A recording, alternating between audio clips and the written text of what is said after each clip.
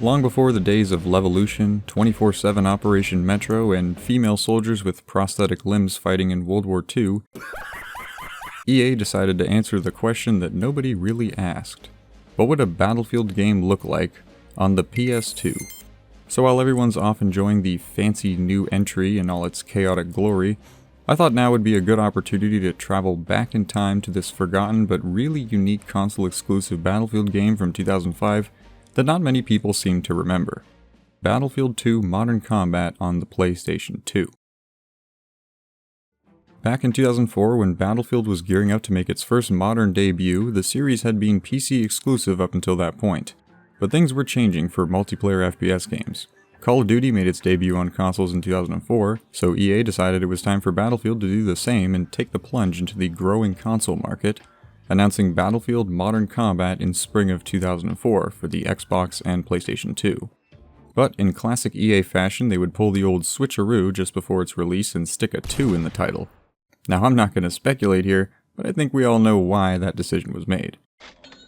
It would release in late 2005 for the Xbox and PS2 with a slightly upgraded version coming to the Xbox 360 a year later. But for all intents and purposes, these versions are pretty much the same across the board. So what's Battlefield 2 Modern Combat got to offer anyways? Yeah, I hate to break it to you guys, but you're not exactly going to be seeing the Siege of Shanghai skyscraper collapse here unless you want your PS2 to blow up. But there's actually a decent amount of content in this game to talk about. It's got the usual online multiplayer, of course, some extra side content with a challenge mode, but most importantly it had a full-fledged single-player campaign, which is kind of the star of the show here because it's the first time a Battlefield game would ever have a dedicated story mode. Up until that point, Battlefield games were pretty multiplayer forward, usually only having a campaign mode tagged on, which would really just be a series of conquest matches against bots, and really no grounded plot to go with it. But Modern Combat was kind of the opposite, offering a full campaign with its own plot and story missions, alongside a multiplayer mode. Like I said, unless you wanted to turn your PS2 into a time bomb, you weren't exactly squeezing out 64 players on Wake Island on the PS2, which is more than likely why single player became the main focus for this game. So we'll start with the campaign here, which is based around a fictional conflict in Kazakhstan between NATO and the PLA. During what was supposed to be a meeting for negotiations, the NATO correspondent was assassinated, causing the conflict to boil over and start a war in the Almaty region.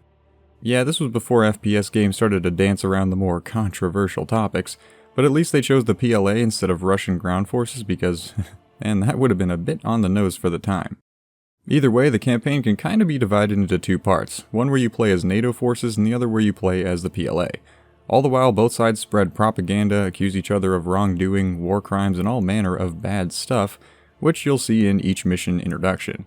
Along the way, we find out the whole thing was started by the Burning Flag, a radical group whose main goal is to destabilize global powers by escalating the conflict. Yeah, it sounds like a pretty standard plotline for a mid-2000s modern military FPS, but it does have a bit more to it that we'll get to in a bit. The first mission has you eliminating the occupying forces and retaking a small wintry town in Kazakhstan. This is my country of Kazakhstan! Oh, and no, Kazakhstan is not just a desert. You get access to all the usual Battlefield classes and even the ability to roll around in a tank to deal with some incoming helicopters. I gotta admit, this was a pretty strong introduction for the game. If nothing else, it introduces Modern Combat as its own unique thing with its own unique features rather than just being a console spin-off with some reduced content. Each campaign mission takes place in a different, semi-open area and has you completing objectives on both sides.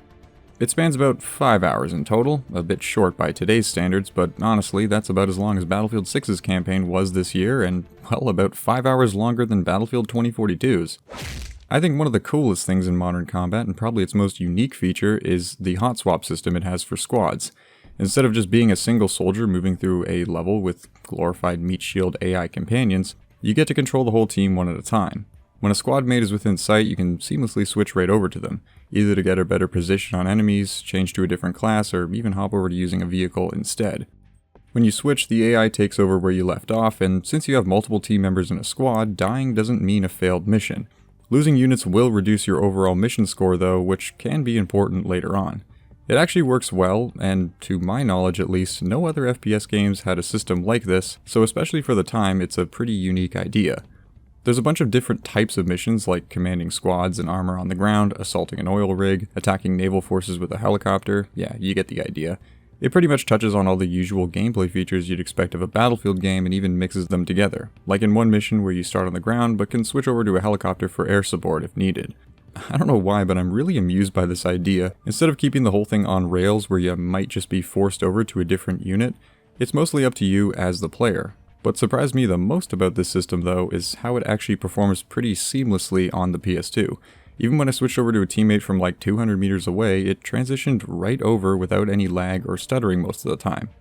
There was even a progression system for its campaign where each mission would award stars for unlocking new weapons and upgrades, which depended on your score, accuracy, total losses, and other things. There were also optional side objectives in each mission called field tasks, which would award stars as well if you chose to complete them. So instead of missions just being a pass or fail sort of thing like usual, it's more about completing the objectives and playing smart so you can get a higher score in the end. The missions are still linear no matter what, but you are given some choice as to how you plan to accomplish some of your objectives depending on which units you're using, so the player gets some freedom for how they plan to attack each mission. Now, even though the story sounds pretty by the book in some ways, the thing Modern Combat did do a bit differently for the time is actually giving you a choice for the game's ending. After being able to play through on both sides of the conflict, the climax of the game ultimately gives you the choice of siding with either NATO or the PLA. And I was pretty surprised to see this, especially back when FPS campaigns hadn't really touched on the whole player-driven choice design yet. So aside from the campaign mode, Modern Combat also has some side content with challenges that you unlock as you progress through the story.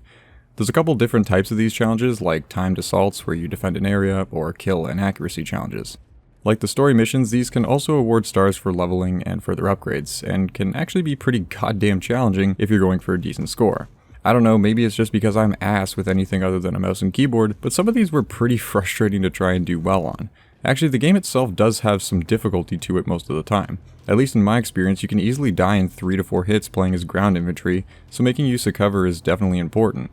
That is, when the AI doesn't rush to flank you or somehow just shoot you through a goddamn wall, which seemed to happen a lot. Yeah, that's kind of the first problem here. The AI can get a bit rocky at times.